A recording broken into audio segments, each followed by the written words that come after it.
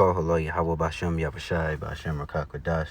Double honors to the elders and apostles of Great Millstone of Ruel. I am not a member, however, I've entered into their labors. Peace and mercy to the sincere brothers and sisters doing this wherever you are, whatever your lot may be.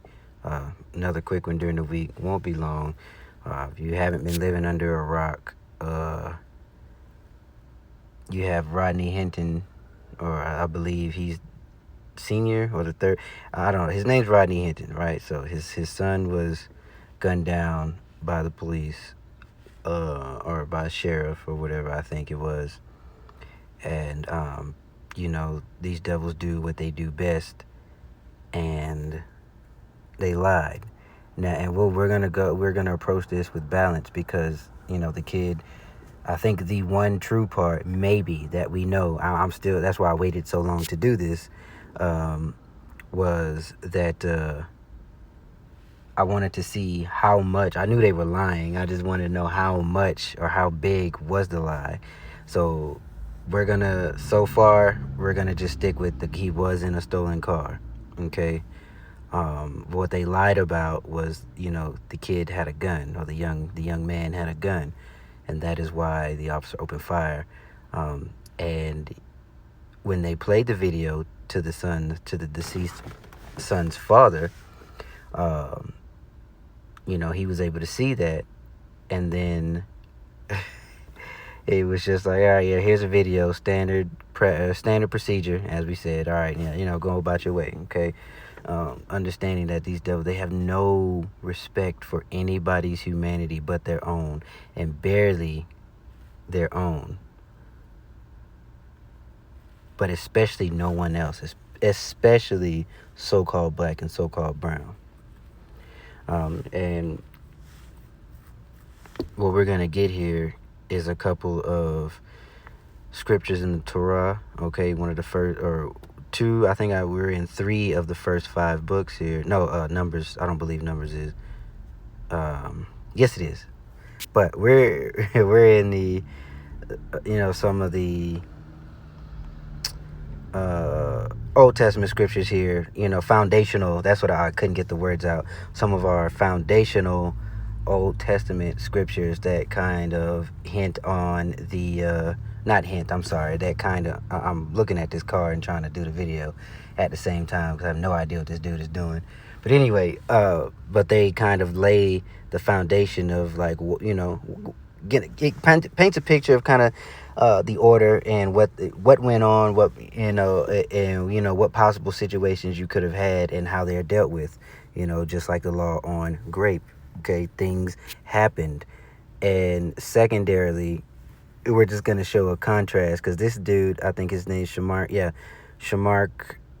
Omar, he, on a separate issue, is the one that spoke out or had the video recording of this Sheetamite calling this little baby a nigga, or maybe she used the hard R, either way. And he's getting I'm not laughing at him, but he is getting death threats from these Edomites and his family and his children for basically highlighting this, this terrible behavior of, or basically common Edomite behavior. And then she's got a GoFundMe, and folks, they raised all this money for her. And on the same side, they got so we don't really need that. I'm just trying to grab that and highlight these things on different sides, basically showing like these Edomites do not care about anything but their own, but expect everyone else to care about their humanity. Straight up hypocrite.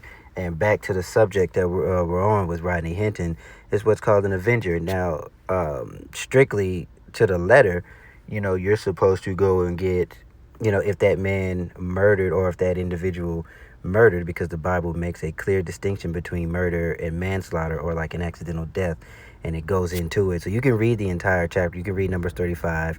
You can read Deuteronomy 19. Okay. 35, Deuteronomy 19. Okay. And there's 35. So we'll get verse 12, we'll get verse 19. I want to kind of get straight to the point here, right? So you had these cities of refuge among our people. So you see, everything has order, and that is what I was trying to highlight and speak on. I just got tongue-tied a couple of minutes ago because I'm double tasking. I'm watching a car do God knows what and doing these videos. But here we go. All right, so verse 12. There shall be unto you, dang it. Verse 11. Then shall you appoint your cities to be cities of refuge for you, that the slayer may flee hither, which killed any person at unawares, right? It was an accident. And they shall be unto your cities to refuge, for refuge from the avenger, okay, or the blood avenger, the next of kin to, that the one that was wronged or killed unaware or whatever have you, right? Because if you may not believe it, you may think, all I know is my brother, my cousin, my uncle was killed, and it was by so and so, and that man just may be hot with anger, and he's not gonna hear reason, and he's gonna come and looking to slay you. Now, if it was on purpose, then it was righteous. That is a righteous killing. If it was an accident, that's where these refuge cities were. Okay, so this video is just kind of highlight, historical things, customs, practices, just to kind of highlight order and give you paint a picture of our society, back then when we were sovereign. Also to just kind of cover certain things, linking them to now. Status quo, standard thing we do on each video. Verse 19 is the revenger of blood himself shall slay the murderer. Let me read 18. Oh, okay, 15, so 16. If he smite with an instrument, basically if he does it on purpose, right? 16 kind of talked about the difference between somebody killing unaware and then a murderer. All right, so it just gives an examples, okay? Then verse 19 says, the revenger of blood himself shall slay the murderer when he meeteth him. He shall slay him. But if he thrust him of hatred or hurl at him by laying of weight that he die, or in enmity smite him with his hand that he die, he that smote him shall surely be put to death, for he is a murderer. The revenger of blood shall slay the murderer when he meeteth him. Okay, and that just kind of you fuck around and find out. It highlights an eye for an eye, and it keeps the integrity of how 144 call Halaya how about me outside. It keeps the integrity of the value of life, basically. Because here there is no value of life, especially when it comes to this devil slaying his brother Jacob, and that this hatred that we are seeing that has never gone away. All right, and in 2025 feels like 1925. It's always been that way, right? There has never been any type of real progression. Just a devil good at hiding it and gaslighting and controlling the narrative. But with the advent of this internet and social media, where things can just be seen in mere seconds. They're really being caught out there. Okay, and that was a note that I made here.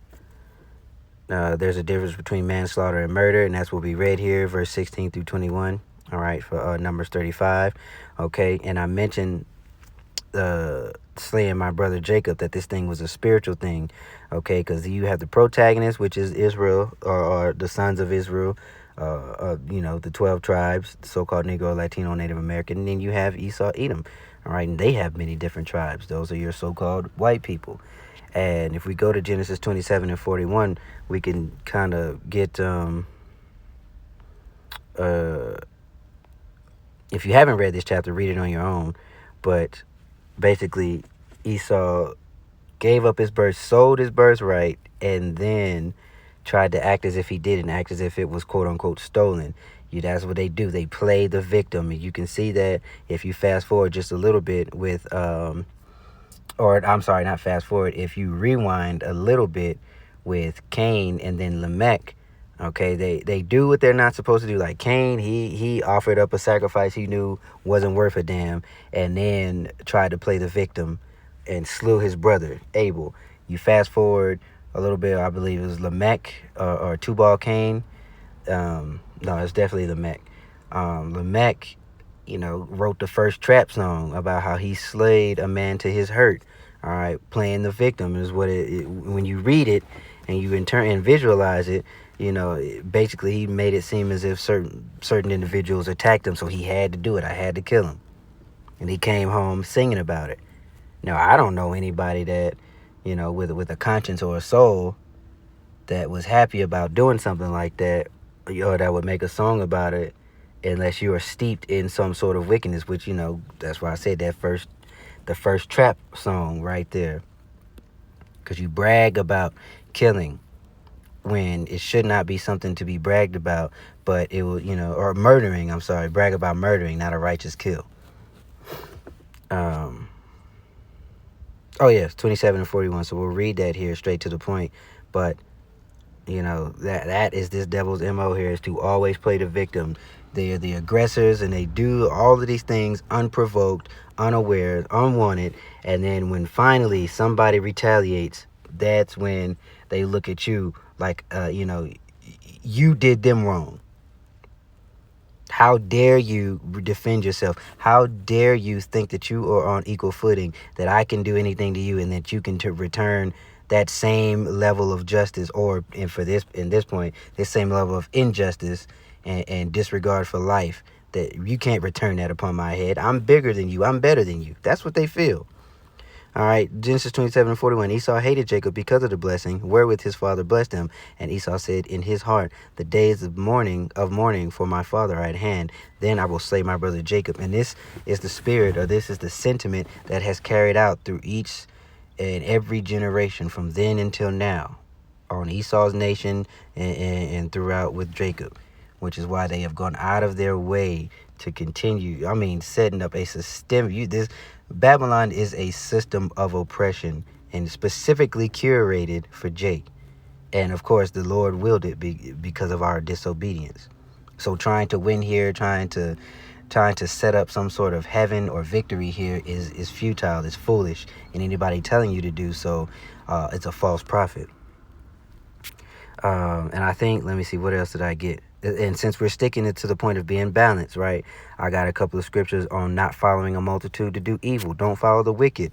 The best thing to do, especially in this place, in this hell, in this prison, is to just mind your business, avoid doing wickedness. If there are laws of the land that should not be broken, don't break them.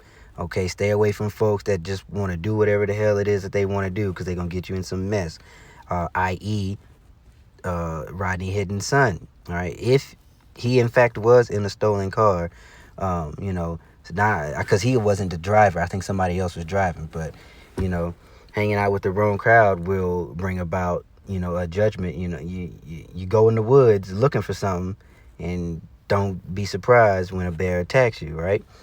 Dang it, what did I say? Exodus 23:3.